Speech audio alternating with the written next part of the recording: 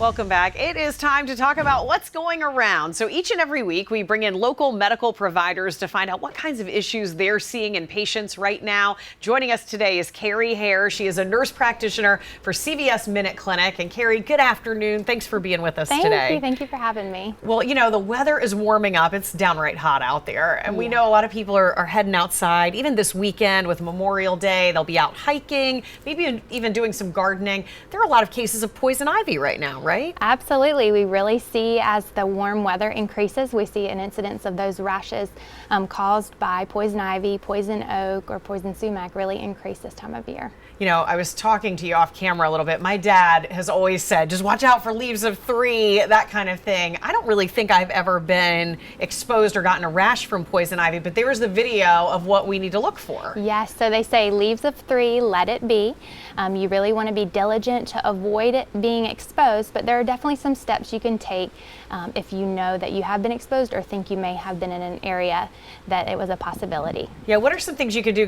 Because you know, the secretion from it, it's the oils or something in the leaves, right, that causes the problem for us? Yes, there's a urushiol oil, okay. And there are multiple plants that actually secrete it, you know, poison ivy, poison sumac, poison oak, and once exposed to that oil, your skin can absorb it and then it can cause that rash. So that oil can sometimes penetrate through clothes, so you really want to be diligent to make sure that if you think you've been exposed or if you have been exposed or been in a wooded area, taking off those clothes really carefully to make sure that you don't contaminate or touch the other places, whether it's your face or your arms, to that oil and expose them, and then also making sure to flush that area with cold water. So a lot of times when we've been out in the heat and we've been working in the yard, we want to take that nice hot shower, but really be diligent to wash off and flush first with cold water, because it keeps our pores closed and it'll allow that oil to be washed off. Oh, that's a great idea. So what do you do if you do get that full-on rash and that miserable feeling of I just want to itch this thing and scratch it, you know, what do you do?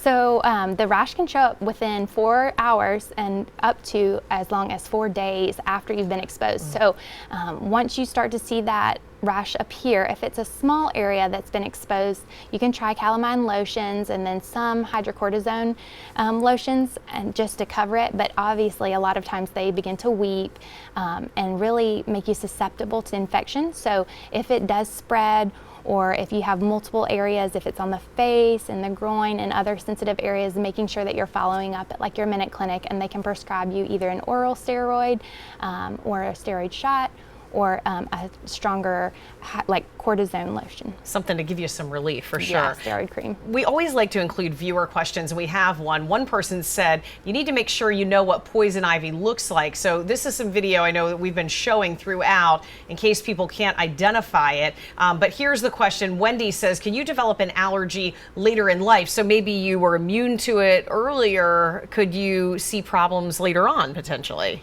Absolutely. I know kids, like 70 to 90% of kids are allergic to it and will have a response to it.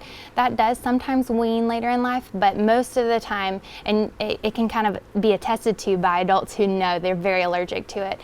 You can also have the opposite, where you don't have a reaction as a youth, but then as you get older, be exposed to it more and more, develop a reaction to it. All right. Well, Carrie Hair from the Minute Clinic from CVS, thank you so much for being with us. Thank you.